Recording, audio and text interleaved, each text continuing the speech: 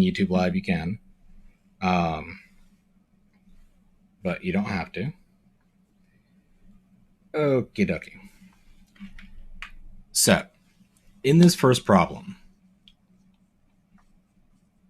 we have a box that has a mass of 242 kilograms and is being pulled to the right with a force of 97 newtons.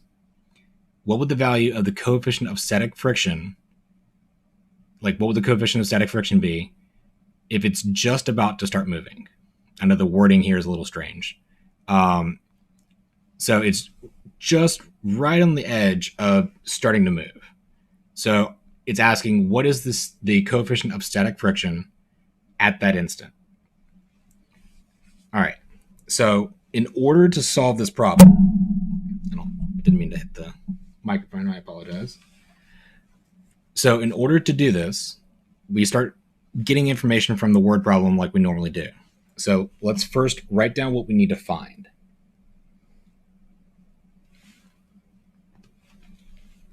So what is the problem asking us to find?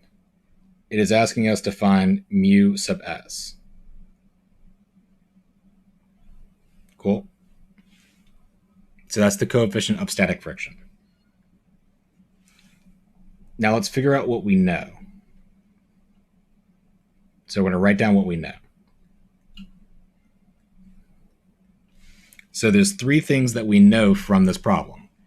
If a box has a mass of 242 kilograms, all right, so we have 242 kilograms.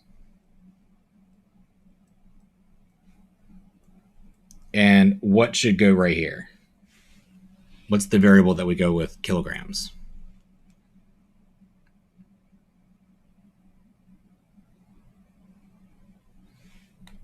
So it's going to be mass. Cool. All right, so if we go back, and notice I say has a mass of 242 kilograms, is being pulled to the right with a force of 97 newtons. So we're going to have force pull of 97 newtons. Cool. So we figured out what we need to find. We got mass, we have force, and then I've given you guys a little bit of help down here. So remember that the acceleration due to gravity, little g, is going to be 10 in my class, just to make the math easy. So that's going to be a given. All right. So we can put that over here.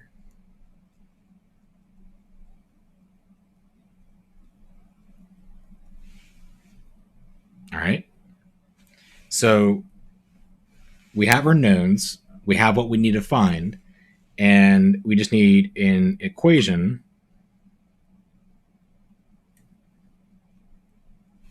that is solved for that, but only contains these variables here.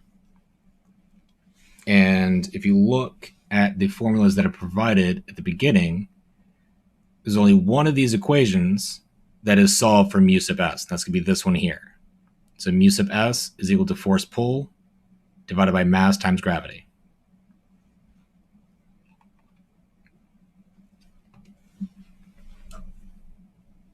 So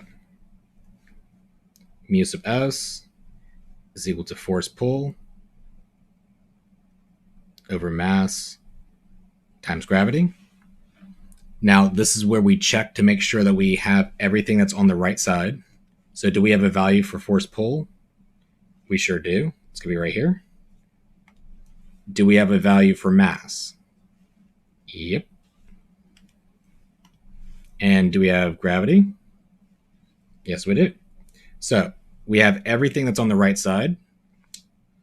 Now, it's literally as simple as plugging in.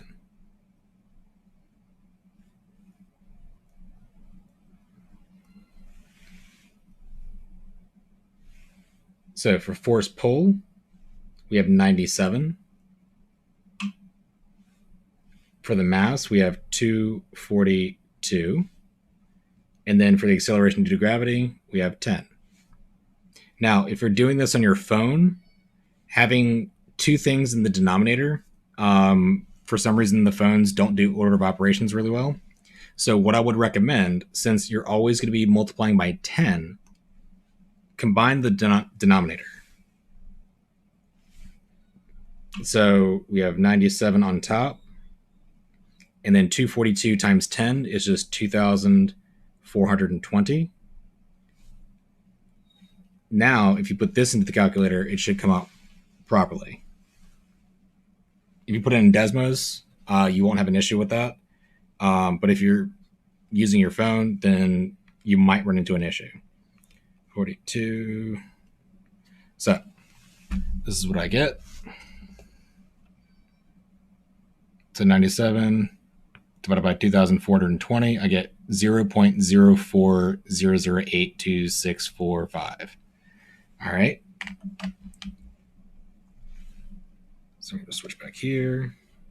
0.0400 and so on.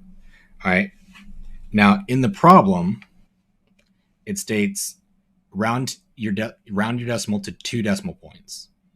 So if I was going to round this to 2 decimal points, I would get approximately 0.04 for mu sub s.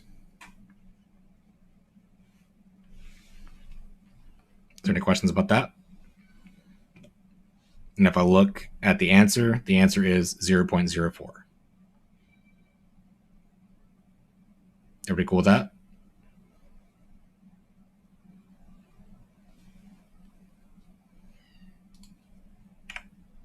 So, just make sure the cat didn't get in the closet.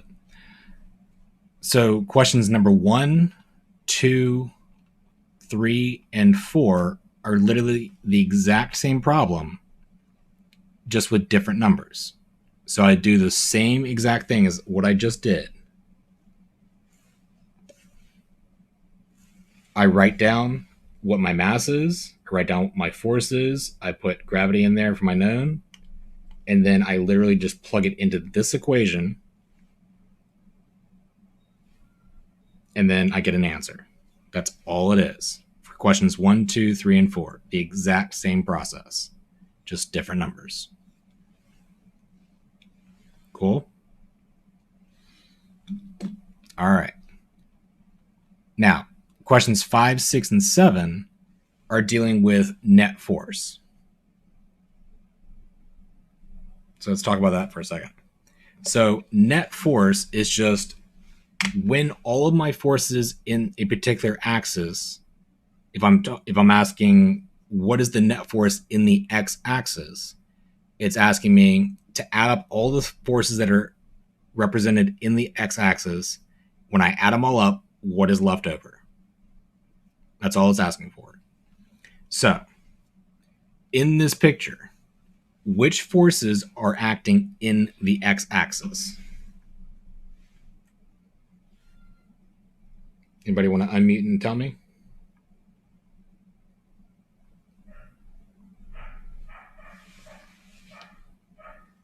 I apologize for the dog in the background.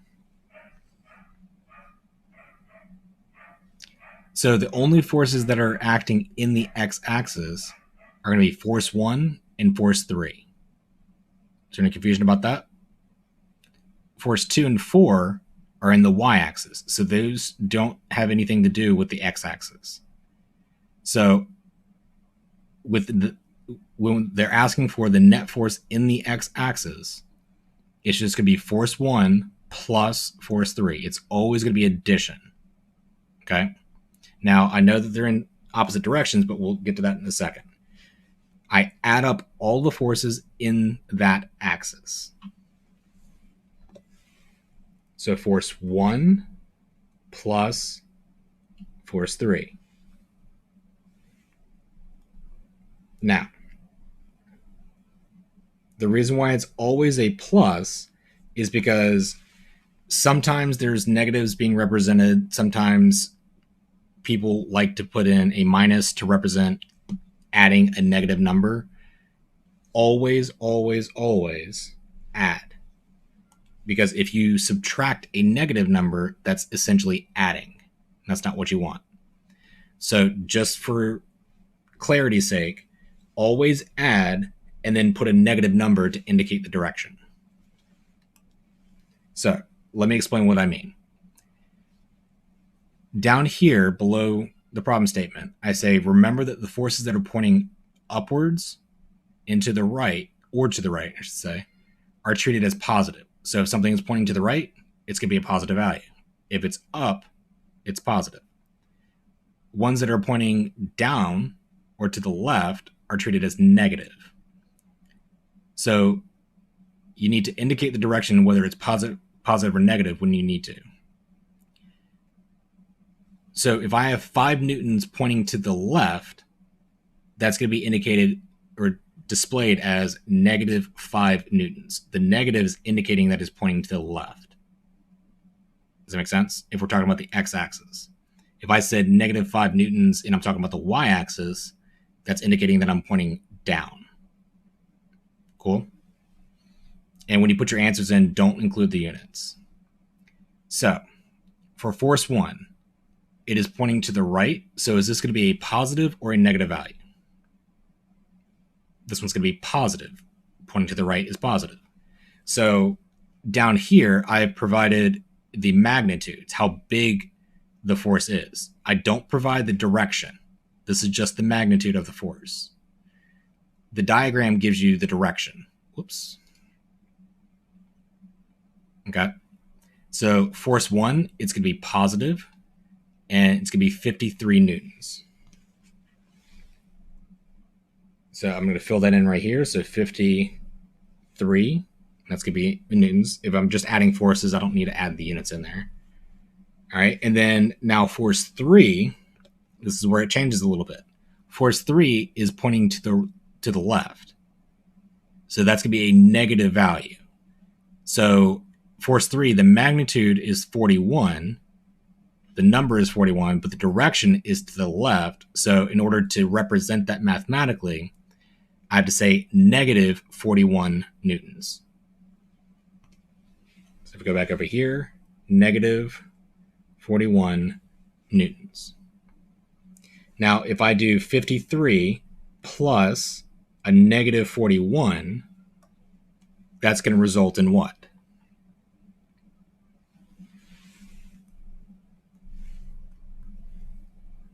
It's going to give me a positive 12. And that's in newtons, and that's going to be my net force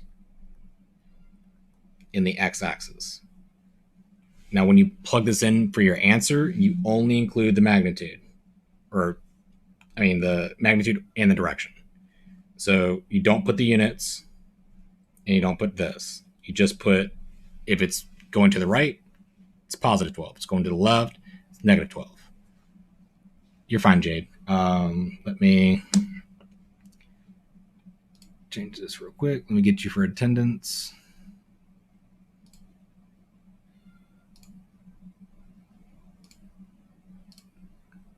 So, Jade, just so you're aware, I am recording this. So whatever you missed before will be on my channel, so you can go back and watch it.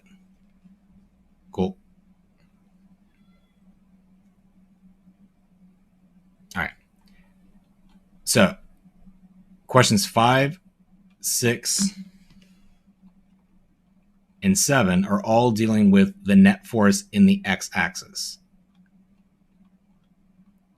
Questions 8, 9, and 10 are going to be dealing with the y-axis. It's going to be the exact same process as what we just did, but now only focusing on the y-axis. Okay, so for this example, it's asking, what is the net force in the y-axis? So what are the only two forces acting in the y-axis in this diagram?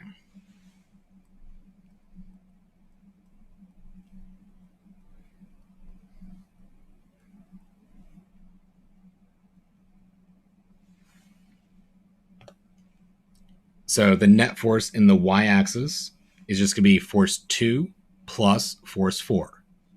Those are the only two forces that are in the y-axis, force 2 and force 4.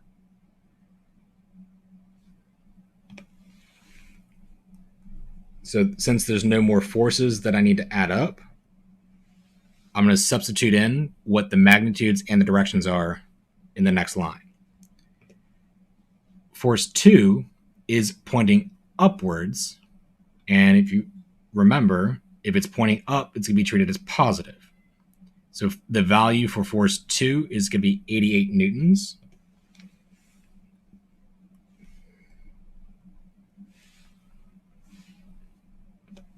And then force 4, because it's pointing down, that's going to have a negative value. So force 4 is 85. So it's going to be a negative 85.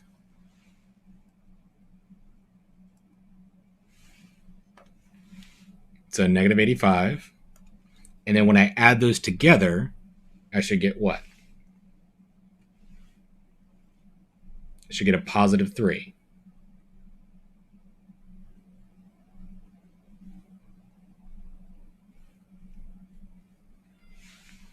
So positive 3 newtons. So that's what the answer should be. And if I switch back over here, I have a positive 3. And that's literally all the study guide is. So it's technically only 2 types of problems. There's the one with static friction, where you use this equation and the stuff that's given to you in the problem. You plug in the values, and then you get your answer. The other type of problem, you just add the forces up, figure out which ones are positive, which ones are negative, and then you get your answer. And then there's a third type, but it's the same thing as the one before. This one's in the x-axis, this one's in the y-axis. Okay, are there any questions whatsoever? I've designed this to be extremely easy.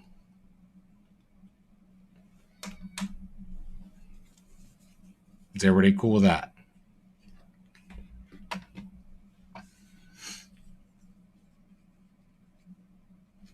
Okay. So since I've covered what I needed to, I'm going to go ahead and close out the live stream on YouTube.